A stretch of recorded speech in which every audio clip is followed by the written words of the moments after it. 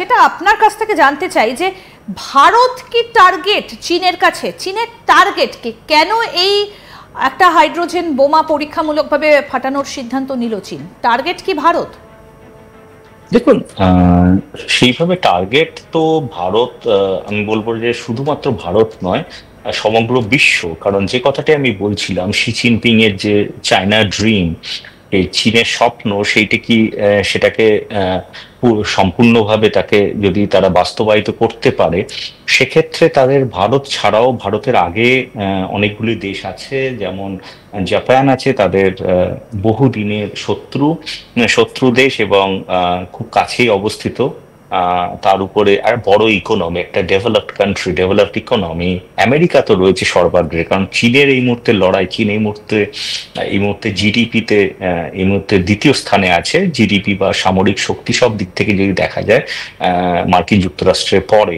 তো সেক্ষেত্রে তাদের প্রধান লক্ষ্য তো মার্কিন যুক্তরাষ্ট্র, এবং তাতে ভারত তাদের প্রতিবেশী দেশ, সেখানে ভারতের উপরেও তাদের একটা তো তারা চাইবেই যে তারা সমস্তভাবে তাদের যে ক্যাপাবিলিটি, সেটা ভারতের বিরুদ্ধে তারা থাকে, যে সামরিক যে ক্ষমতা, সেটা তো পেশি আস্ফালনই বলুন বা তার প্রিপেয়ারনেস বলুন, প্রস্তুত থাকা, সে সব দিক থেকে মিলে ভারতের সঙ্গে চীনের 3600 কিলোমিটারের উপর, অ্যারাউন্ড 3600 মিটার, সেই রকম একটা দীর্ঘ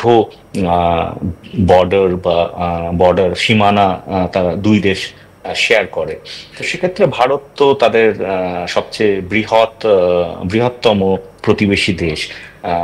বাট আমি যেটুকু মনে করি, চীনের যে লক্ষ্য শুধু ভারত নয়, সমগ্র বিশ্বে তাদের এই যে পেশি আস্ফালনটা দেখিয়ে সমস্ত বিশ্বকে তারা সন্ত্রস্ত করতে চায় যে আমরা কতটা শক্তিশালী, আমরা সর্বশক্তিমান দেশ এই মুহূর্তে সমগ্র পৃথিবীতে। তো সেটাই তাদের মেসেজ, এবং সেই লক্ষ্যেই তারা এগোচ্ছে। ঠিক, অর্থাৎ আন্তর্জাতিক ক্ষেত্রে এর একটা প্রভাব তো রয়েছে। আমি একটু ভারতের প্রসঙ্গে প্রশ্ন করছিলাম আপনাকে। ভারতের তরফ থেকে 1998-এ আপনার নিশ্চয়ই মনে আছে যে পোখরানে, সেখানে একটা পরীক্ষামূলকভাবে এরকমই একটা ব্লাস্টিং করানো হয়েছিল যখন প্রধানমন্ত্রী ছিলেন অটল বিহারী বাজপেয়ী। তাহলে ভারতের কাছেও তো রয়েছে এই হাইড্রোজেন বোমা, এবং তার নাম হচ্ছে শক্তি। এর তুলনায় কতটা, বা তুল্যমূল্য যদি বিচারে আসি, তাহলে কার ক্ষমতা বেশি? দেখুন, এই মুহূর্তে ভারতও সমস্ত দেশই, আমি বলবো সমস্ত শক্তিধর দেশ, তারা এই ধরনের গবেষণা করে দেখে। কারণ সমগ্র বিশ্বে কোনো দেশ যদি শক্তিশালী হতে চায়, তো সেক্ষেত্রে তাদের সামরিক শক্তির অধিকারী হতে হবে। এবং সেই কারণে ভারতও দীর্ঘদিন ধরে যাবৎ গবেষণা করে যাচ্ছে বিভিন্ন রকম উদ্ভাবনী উইপন্স বা অস্ত্র যাতে তারা তৈরি করতে পারে। এবং সেক্ষেত্রে ভারতের হাতেও রয়েছে। সব দেশ সেগুলো পাবলিকলি সেগুলো নিয়ে কথা বলে না, এগুলো ওই যেটা বলে না তুরুপের তাস, এরকম তুরুপের তাস তারা রেখে দেয়। কিন্তু এই মুহূর্তে ওইভাবে আমরা কম্পেয়ার করতে পারবো না যে এটা শক্তি কতটা, ভারতের কাছে যে অস্ত্র আছে। কিন্তু যেটুকু আমরা বুঝতে পেরেছি, এর যে ব্যাপকতা, এই অস্ত্রটি যারা পরীক্ষা করলো চীন, তাতে একটি শহর তো 2 থেকে 3 সেকেন্ডে ধ্বংস হতে পারে। সেটা ভারতের হাতেও যে পরমাণু শক্তি আছে, সেগুলো সেরকমই শক্তিধর। কিন্তু অতটা তুল্যমূল্য বিচার এই মুহূর্তে সম্ভব না, যতক্ষণ না ডিটেলস পাওয়া যাচ্ছে সরকারিভাবে। কিন্তু এটা ঠিক যে আজকে আমেরিকার কাছে অনেক রকম বোম আছে, যেগুলো আমরা দেখেছি তারা বিভিন্ন জায়গায় প্রয়োগ করতে। যেমন একটি বোম আপনার জানা আছে, আফগানিস্তানে তারা করেছিল বাংকার বাস্টার। এটা একটা প্রভূত শক্তিশালী অস্ত্র। তো এইগুলো বিভিন্ন জায়গায় প্রয়োগ হচ্ছে। কিন্তু যে কথাটি আমি বললাম, পরমাণু অস্ত্র, যেহেতু আন্তর্জাতিক স্তরে বিভিন্ন চুক্তি আছে পরমাণু অস্ত্র নিরোধক বা বিরোধী যেসব চুক্তি আছে, সেই কারণে কোনো দেশই ফার্স্ট ইউজ তাদের প্রথম যে ইউজ, সেটা করতে পারে না, চীন বলুন ভারত বলুন। তো সেক্ষেত্রে এটা অল্টারনেটিভ একটা অপশন তারা তৈরি করেছে। ভারতও আমি আমি আমি আমি জানি যে ভারতও এই ধরনের বিভিন্ন গবেষণা করে, কিন্তু এইসব ব্যাপার সবসময় সামরিক প্রতিরক্ষার যে বিভিন্ন দিক সেগুলো সামনে আসে না। একদমই একদমই। আপনি এই মুহূর্তে তাইওয়ানে রয়েছেন, একটু তাইওয়ানের বিষয়েও জিজ্ঞেস করি যে খুব কাছাকাছি চীনের, এবং তাইওয়ানের সঙ্গে চীনের তো একটা বিবাদ গোটা বিশ্ব জানে, তাইওয়ান কি ভাবছে? তাইওয়ান এই মুহূর্তে তৈরি হচ্ছে সব দিক থেকেই, প্রত্যেক দিনই এরকম চলে আসছে। আহ, আপনি যদি দেখেন বিভিন্ন প্রায় প্রতিনিয়ত চীনের তরফ থেকে কিছু না কিছু হুঙ্কার আসছে।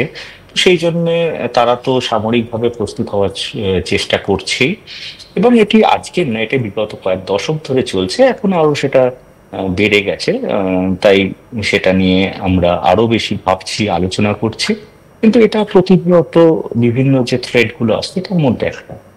সেটাই, এটা কি পূর্ব গোলার্ধের দিকে যদি আমরা নজর দিই বা এশিয়ান কান্ট্রিগুলোকে যদি আমরা এর বিচারে আনি, তাহলে কি চীনের এই ধরনের একটা পরীক্ষামূলক বিস্ফোরণ, যদিও সেটা পরীক্ষামূলক, কোট আনকোট একেবারে পরীক্ষামূলকভাবেই এটা ফাটানো হয়েছে, এটা কি একটা থ্রেট বলা যেতে পারে অন্যান্য দেশগুলোর কাছে?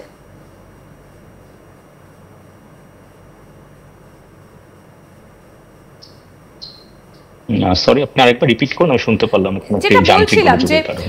পূর্ব গোলার্ধের বা যদি এশিয়ান দেশগুলোকে আমরা সেই নিরিখে যদি আলোচনায় আসি, তাহলে কি এটা এশিয়ান অন্যান্য যে দেশগুলো রয়েছে তাদের কাছে চীনের এই পরীক্ষামূলক ব্লাস্টিং, এটা কি একটা থ্রেট বলবেন? কিভাবে ব্যাখ্যা করবেন এটা? থ্রেট তো অবশ্যই, এবং থ্রেট হয়তো প্রত্যক্ষ নয় কিন্তু পরোক্ষ, যে আমরা আমাদের কাছে এমন কিছু অস্ত্র আছে যেগুলো হয়তো তোমাদের কারো কাছে নেই। তো সেটা একটা তো আছেই, তার একটা দিক আছে। কিন্তু হ্যাঁ, মানে এটা তো চীন যখনই এই ধরনের খবর বেরিয়েছে, সরাসরি না হলেও তার পেছনে তো একটা তো কারণ আছেই, যে তারা দুনিয়াকে জানাতে চায়। তা নাহলে এই খবর চীনের গবেষণাগার থেকে কখনোই বেরোতো না যদি তারা না চাইতো। তো সেক্ষেত্রে একটা পরোক্ষ তো থ্রেট বা একটা রণহুঙ্কার তো আছেই। চীনের ভূমিকা কিন্তু বিভিন্ন জায়গায় বারবার প্রশ্নের মুখে আসে। আমরা যদি গত কয়েক বছর পিছনে চলে যাই, শ্রীলঙ্কায় যে অর্থনৈতিকভাবে সংকট সৃষ্টি হয়েছিল সেই সময় চীন পাশে দাঁড়িয়েছিল, কিন্তু তারপর বিপুল পরিমাণ ঋণের বোঝা শ্রীলঙ্কার ঘাড়ে চাপিয়ে আস্তে আস্তে চীন সরে আসে। এই মুহূর্তে দাঁড়িয়ে অশান্ত বাংলাদেশের পরিস্থিতি এবং সেন্ট মার্টিনকে কেন্দ্র করে গোটা বিশ্ব কিন্তু আবর্তিত হচ্ছে, কারণ রাশিয়ার সাবমেরিন সেখানে ঘাঁটি গাড়তে চায়, মার্কিন যুক্তরাষ্ট্র বা আমেরিকা তারা তো হাত বাড়িয়েই রয়েছে। অন্যদিকে চীনকে মোহাম্মদ ইউনূস নিজে গিয়ে আমন্ত্রণ জানিয়ে এসেছেন, যদিও এখনো পর্যন্ত চীন বাংলাদেশে এসে তারা কোনো রকম বিমান ঘাঁটি তারা বানাবে কিনা পরিষ্কার করে কিছু জানায়নি।